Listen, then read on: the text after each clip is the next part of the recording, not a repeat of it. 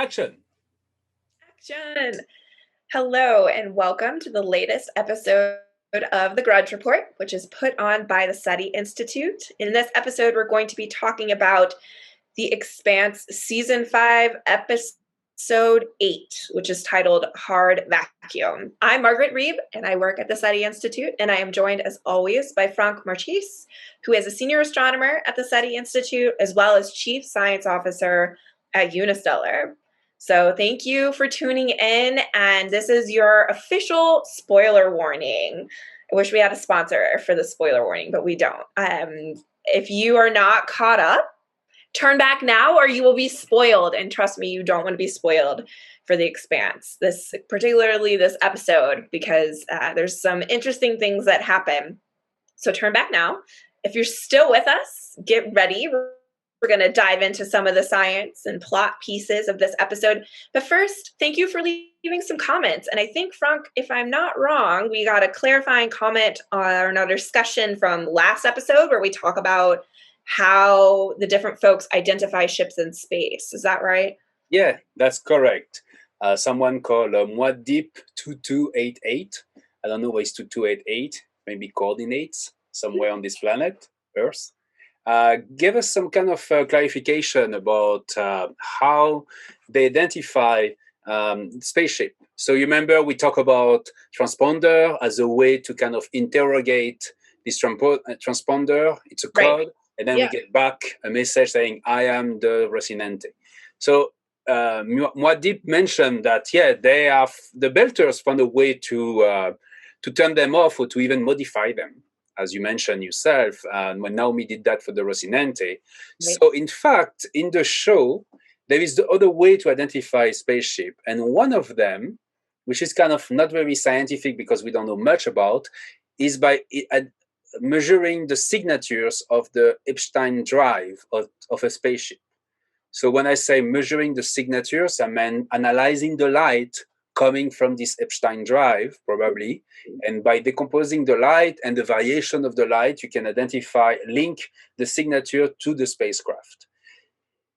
And I think that's why they sent to Earth, when Bobby and Alex identified the spaceship, they sent the signature drive to Earth, Bassarella, and then she sent that to the rest of the Earther and the military specifically, so they can identify the spaceship.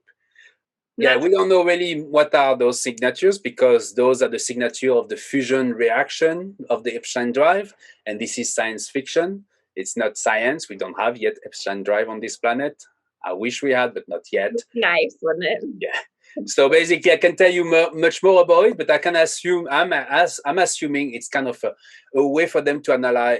They analyze the light, the variation of light, or the particles coming out of each of those reactors, and they compare the signatures with a table where they have different spaceship, and they say, oh, this is the Rocinante, or this is the Martian frigate of the Pella, the Martian frigate of Marco Inaros. Interesting. Yeah, I like that. And I also like how the identification of a ship in space, there isn't just one silver bullet. You probably have to do a couple of different things in order to fully understand who someone is, which is very similar to lots of scientific inquiry, right? Where you have to do different types of measurements and do different things to understand the full picture. So once again, The Expanse is amazing in its world building. So thank you for leaving that comment. And thank you, Franck, for bringing it to our attention.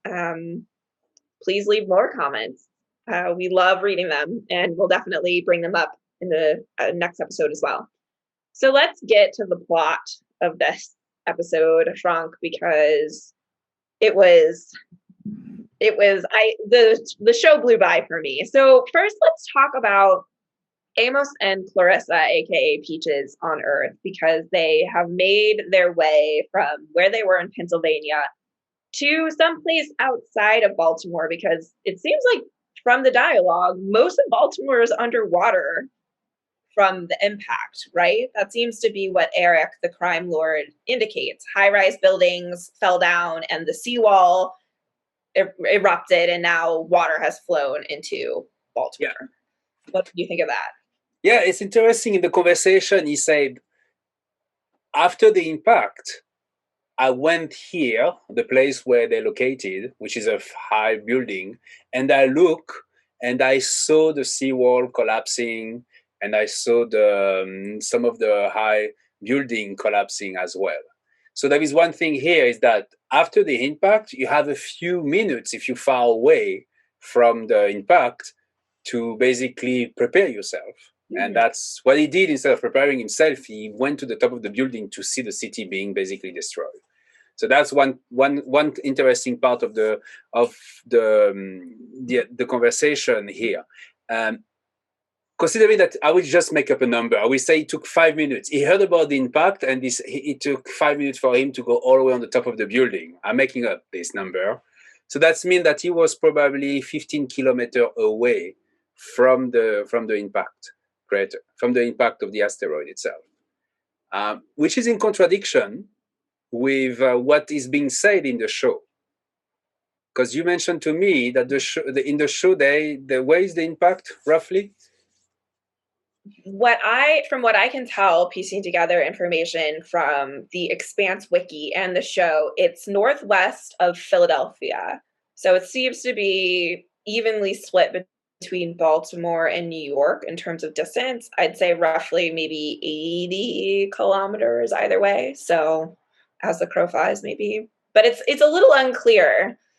So there is another contradiction here.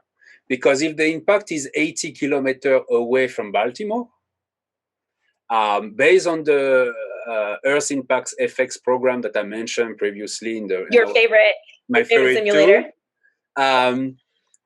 it means that a 30-meter asteroid made of iron impacting Earth will not have the impact that they describe for Baltimore. It will be basically the shock wave will be very small. It may break some windows, but that's all. If you want to have a significant impact like they describe, the collapse of the seawall, the collapse of building, then you have to have a very large asteroid at 160 kilometers, 100 miles.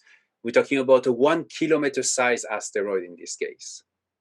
So there is contradiction here between one, the localization, two, the size, and three, the time it took for the shock wave to reach Baltimore. And I cannot make up a consistent story based on the information we get from the show. Interesting.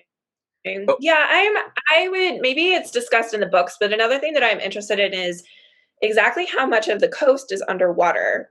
Is the entire state of Delaware underwater? Because Delaware, Baltimore is somebody's going to come after me because I'm not going to use the right term, but I believe it's the bay, and then there's Delaware. And so it's not right on the ocean necessarily. And so I'm also curious about that, because maybe Baltimore, because it is a larger city, has been preserved by a wall and it's actually in a very precarious situation. And maybe they were in need of some structural repair. And so the impact was able to have more catastrophic ramifications than it would have. I don't know. I'm having a hard time kind of picturing what this Earth looks like exactly.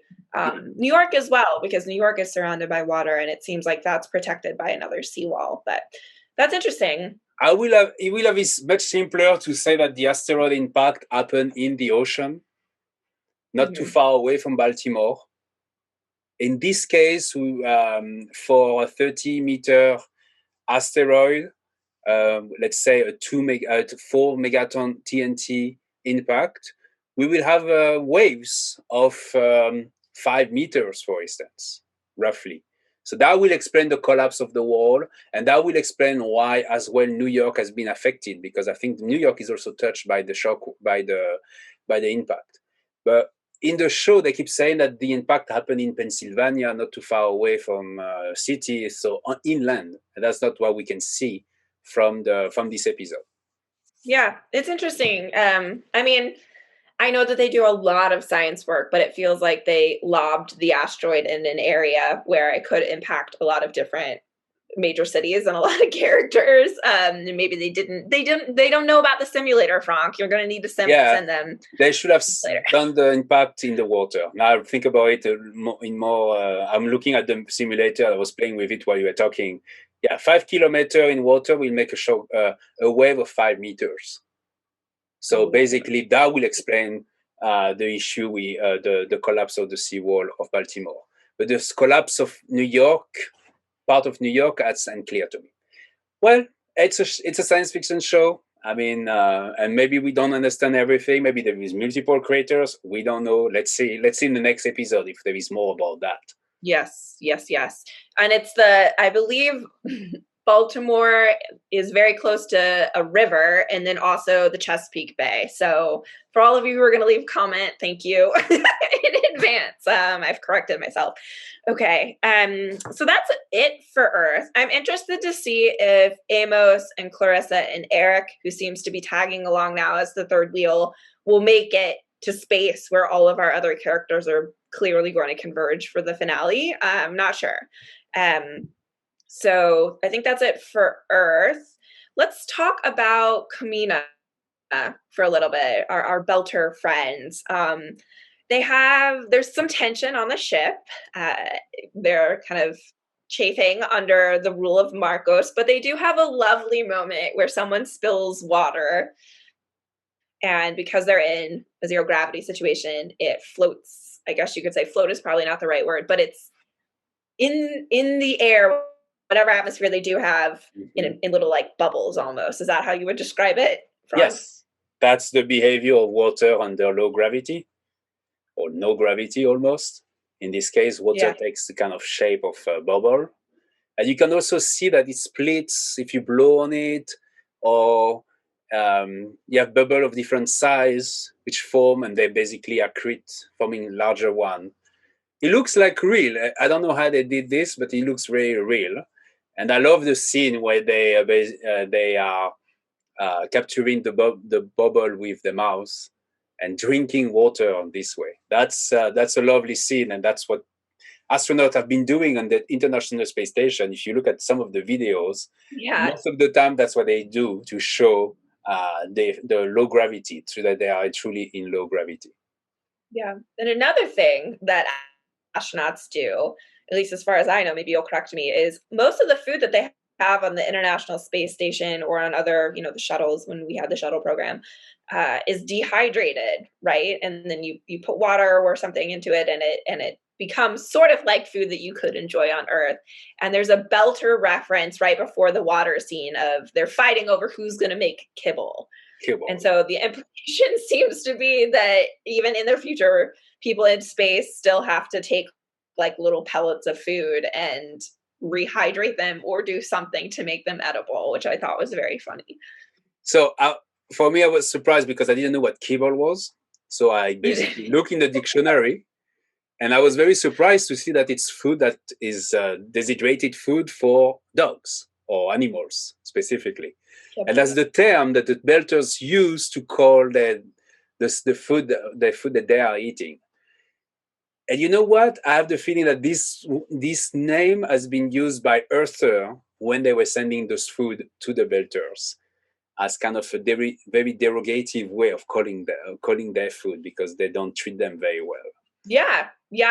It definitely seems like a derogatory term that the Belters have repurposed, or it's just become a part of their culture, because I would be grossed out if someone offered me kibble, and I would definitely not make it for myself. I always wonder if people can eat this food from dogs. I think we can. Pretty sure it's not it should be. I'm sure. I'm sure somebody has. All right, next show. We make a demonstration. We eat some food for dogs in front of everybody. Absolutely not. No? That will be the Franck episode of the Grudge Report. I will be by myself doing it. Just chopping on some kibble.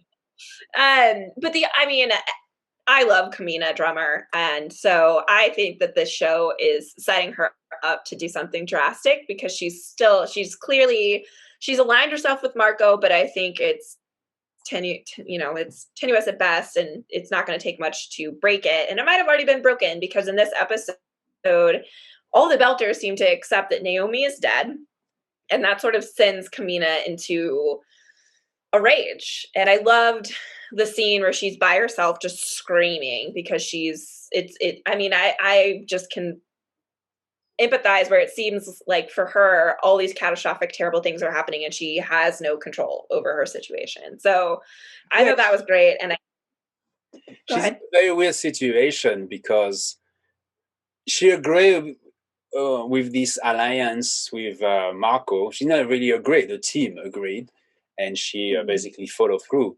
And one of the first things that Marco asked them to do is to go to scavenge a vessel that he attacked called Mata Kubelia, something like that.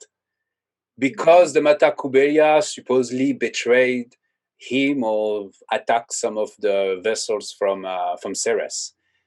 So it's very we can see the true face of Marco here. If you disagree with him, he's going to destroy you, basically. Right. Yeah. And speaking of Marco, I mean, the other character I think that they're setting up to do something drastic or have a major turn is Philip, Marco and Naomi's son, because in this episode, it was quite heartbreaking. So Sin did die when Naomi made her hard vacuum jump to her ship.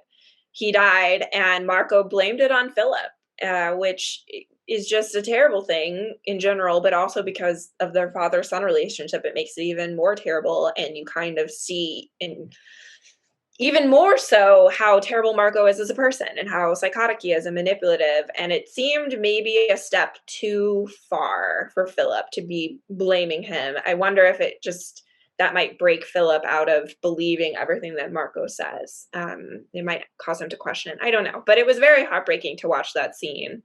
What did you think, Franck? Yeah, well, I didn't want to tell you that Sin died last week when we were recording. I know. I like his character. Yeah, so he was an interesting character because he was not black and white. He was kind of gray in the middle.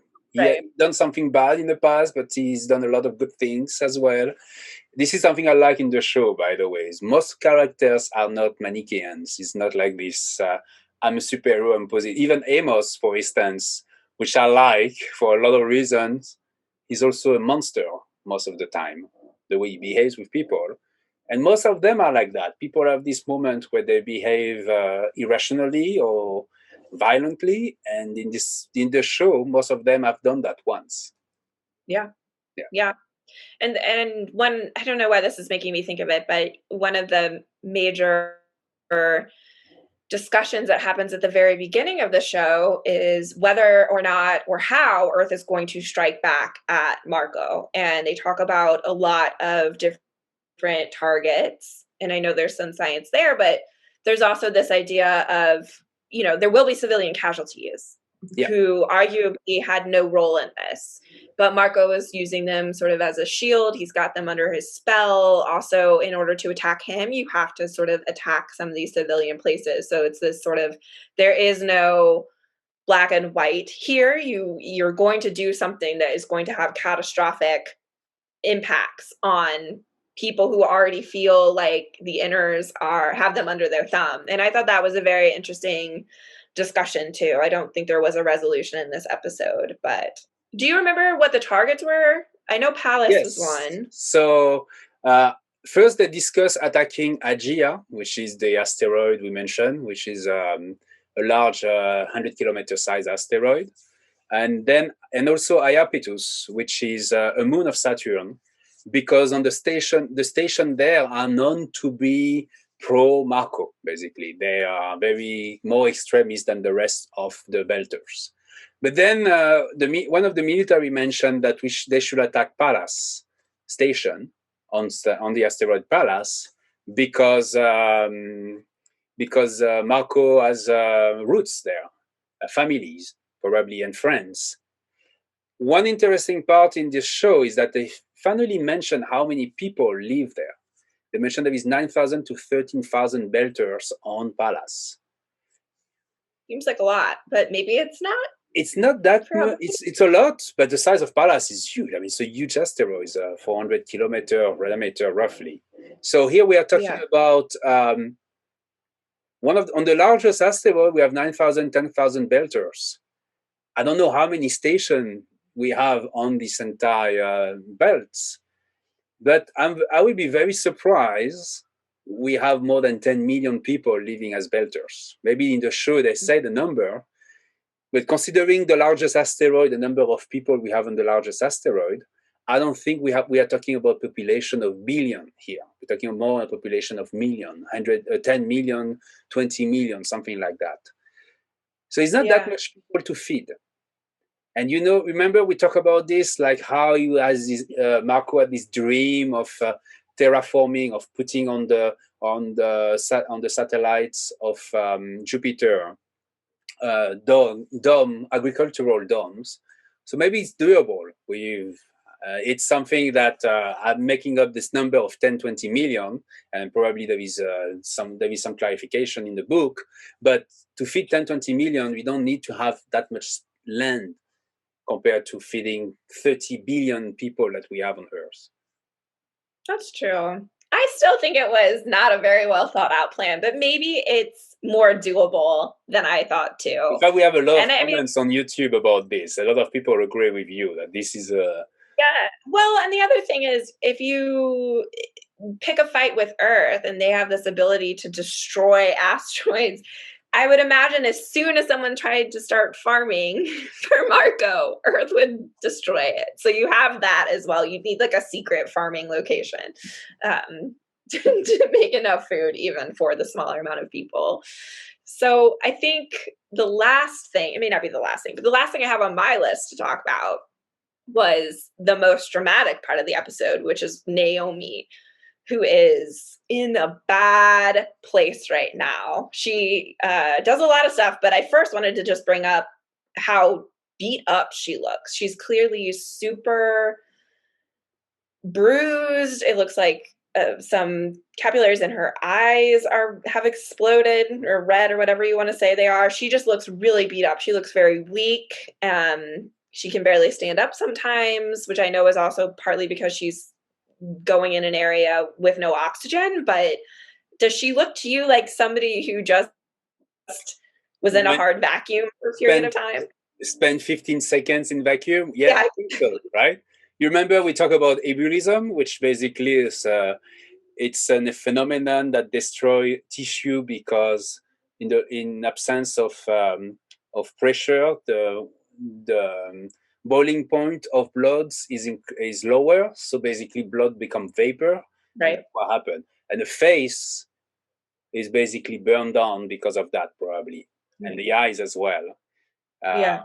And there is probably more than this. The fact that she has no strength, for instance, totally indicate that she was muscles as well were affected. So the inner part of the body. And then she's also doing something. I love the way that this episode framed her story, because at the beginning, she's doing something and she's trying to take control of the situation, but at least I wasn't very clear what she was doing. And then at the end, it becomes clear, but she is putting on a space suit that I'm guessing protects her from a vacuum but doesn't have oxygen, and she's going into some compartment of the ship. Is that what you took away from it? Yeah. So I watched this scene multiple times, and this is what I understood. Okay, and probably people will say I will disagree with me, but when the first time she does it, she put the suit on. Before putting the suit on, she read a sign on the wall, and the sign is the technical specifications of the place where she's located. And I grab a screen. I will show it on this video. And in this technical specification, they indicate the atmospheric pressure, which is 50 psi or 100 kilopascal, which is basically the atmospheric pressure you have on Earth. So she's in a room which has the same pressure than Earth. So I'm assuming this room has also the same atmospheric composition than Earth, like 20% oxygen, 70% nitrogen, etc. Right? So she's in a room where human being can live without problem. And then when she put the spacesuit, she goes to a room which has apparently no atmosphere, vacuum. That's why I think come from the hard vacuum title. And there, she basically, because she has a spaceship covering her completely, she's breathing the atmosphere that she brought from the place with her. and it's not much, probably. Yeah. So I make some calculation, because you know how much I love those tiny calculations, Yes. to understand exactly what happened. So she put this spaceship. There is no oxygen coming. She's breathing the oxygen that she brought from this room, and she has an indicator on the arm telling her the amount of CO2 she has in the spacesuit. So why is she doing that?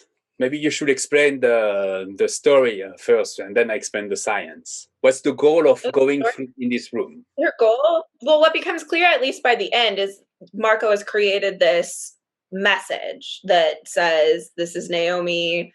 Tell Holden that I'm in trouble, that I've lost comms," and essentially a distress signal. And so she looks like she's talking to herself, and she's repeating it over and over again, because what she's doing is manipulating the message to say that it's a trap and she's in control, essentially. So which I thought was brilliant, because the moment that stress signal goes down completely, Marco and everyone will know that something's happened and they'll come investigate. But I think it can be explained away by space and, just general communication issues if she manipulates it. And so it was brilliant what she did. And so it seems like she's going in to this chamber because that's how she can control the flow of the message. Yeah.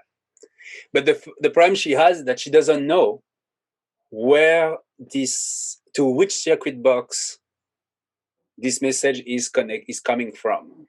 Right. So they have these very ancient circuit boxes, by the way, like from the 19th century, but that's fine. That's just with big cables that really look like circuit box from the 19th century.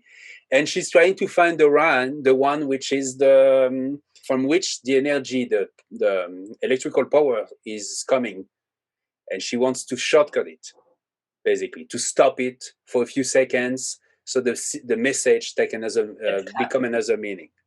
So she tried 13 circuit boxes first. And those are what the ticks on the wall are, right? I counted them. Like she used the CrossFit type of. So that's the way I recognize them quickly. And then she finally the box L3. That's the name. Remember that. It's completely useless. And she walked. It took her 2 minutes to go from the box, identify this box, change the signal, and come back. So what happened? When you basically breathe, you on air. What's the situation? What could kill you? That's the question I ask myself. So there is 2 ways to die. Okay, tell me more. First one is you're running out of oxygen. Second one is you get poisoned by the high concentration of carbon dioxide, CO2, which you when you breathe the oxygen from in the atmosphere and you emit carbon dioxide, right? Right. Okay, so calculation. Ready? Yes. Take notes. I will. I want to know. Is 2 minutes enough? So I make an assumptions. First assumption I made is that by looking at the shape of the scaphandre she put on the face, and the fact that she has a spacesuit on her, I'm assuming she has roughly 3 liters of air from outside into trapped in the suit with her, right? Okay. Totally made up this number. Okay. Yes, they're somewhere. We don't have 3D modeling of the spacesuit, so I have to make up the number. But it's an order of magnitude. Okay. So I found out, looking on the web and papers, that human consumes 500 liters of oxygen per day. And this number is very interesting because you cannot derive it like that. When you're resting, so without running, okay, you inhale and exhale around 7 to 8 liters of air per minute. So that means that you inhale and you have a total of 11,000 liters of air per day. But in this 11,000 liters of air per day, only 20% of this is oxygen. So you inhale 20% of oxygen and you exhale 15% of oxygen because you don't use the entire oxygen. You use only 5% of the oxygen that you inhale. And that's where come from these 500 liters of oxygen per day. Okay. Okay. So then let's consider the fact that let's consider the fact that she could die of the lack of oxygen. So I check. In fact, we consider that someone could die of the lack of oxygen if the amount of oxygen in the atmosphere is that you're breathing is less than 6%. So in 3 liters, 20% of oxygen correspond to 0.6 liters. Okay. Okay. And if you want to reach 6% of oxygen, that's 0.2 liters, basically. So this means you have 0.4 liter of oxygen available into this spacesuit. 0.4 liter of oxygen, considering that you use 550 liters of oxygen per day, that's correspond to a duration, a survival time of 72 seconds, 1 minute and 10 seconds. Remember, I said that it took her 2 minutes basically to go over there, change the signal, and come back. Right. So what she probably, if the oxygen is not a problem here, the fact that she survived is probably because she basically held her breath for 50 seconds, which is doable. It's not that difficult to do that, right? I mean, depend of your age and if you're smoking and so on, but 50 seconds is not that much. Okay. Yeah. But then let's consider the concentration of carbon dioxide. And in fact, I found out that this could kill you first. Scientific paper said that if there is 8% of carbon dioxide in the atmosphere that you're breathing, this will be a fatal, this will kill you. So it's not, in our current atmosphere on Earth, we have 0.04% of carbon dioxide. It's very small. Right. If we reach 8%, you die. So simple calculation, 3 liter times 0.08%, that's 0.24 liters. And that's the same amount of, you exhale the same amount of oxygen, you use the same amount, no, you exhale the same amount of carbon dioxide that you use, the same amount of oxygen you use. So 550 liters. And that's correspond to a duration of 37 seconds. So she would be poisoned by the CO2 in her suit? In 40 seconds, 40, she will be poisoned by the carbon dioxide. And you see that, in fact, in the show, because in the show, after 40, 50 seconds, roughly, the carbon dioxide detector she has on her arm is already beeping and telling her that she's going to reach, she is reaching a critical level of poisoning of carbon dioxide. And she basically tried to survive for 1 more minute, holding her breath, probably being a little bit delirious as well. And that's the reason when she came out of this area outside the airlock, you could see her face. She's basically half conscious because she's probably poisoned by carbon dioxide. She's having a rough time.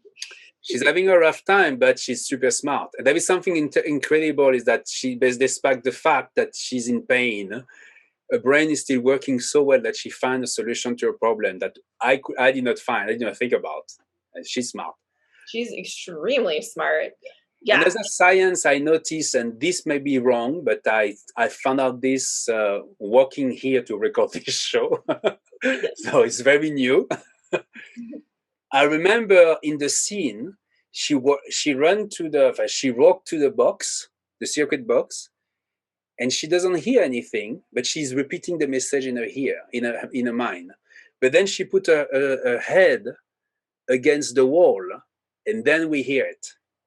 Because what happened is that when she put her head against the wall, the sound is propagating through the hull of the spaceship, so she can hear the signal coming from the recording on the other side of the spaceship. I think that's the way she knows when she's doing the shortcut, how to stop, when to stop the shortcut so the signal is modified. Again, she's so smart. She's very smart, yeah, definitely. She's very, very smart. Yes. I can't wait to see what happens because the episode ends with just the message that she's modified repeating over and over and over again. And I'm betting that people are going to pick up on the fact that it's modified. So, well, we see at the end, Camila, there's not Camila, a teammate. the woman on her ship, Yeah, that says that it's modified, right? Doesn't, yeah. So I think there's something already brewing there where they're going to go for her. It's it's a very nice episode. I mean, that was a lot of fun.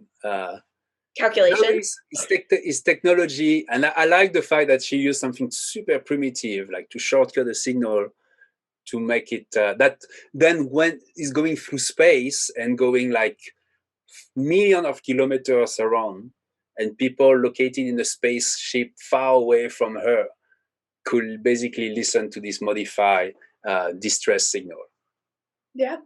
Yeah, it's really cool. I like the way that, again, that they frame this episode, and that this was the main.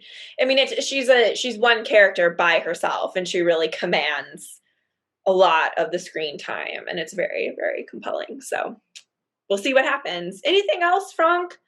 Thoughts, science, takeaways from this episode? No, for the science, for me, it's that's all. I love the conversation between the politician and the military.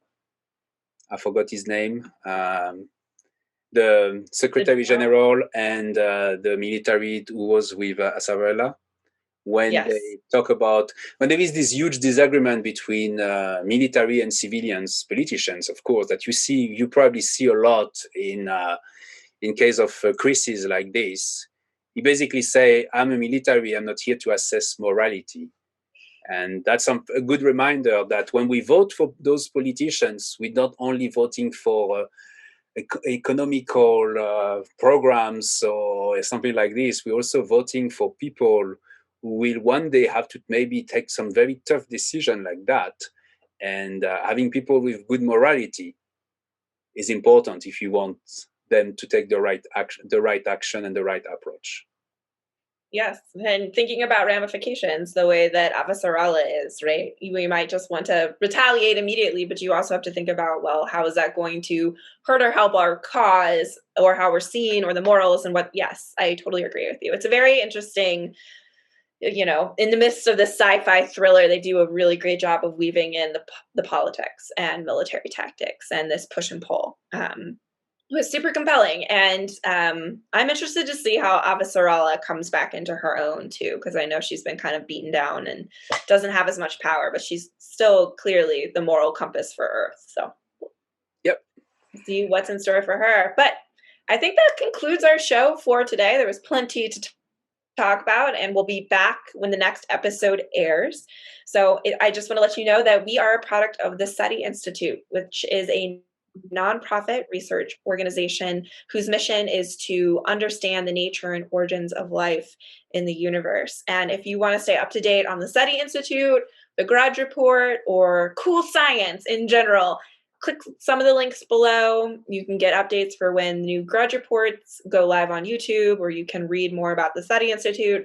And if you are so inclined, you can donate to the SETI Institute because, like I said, it's a nonprofit.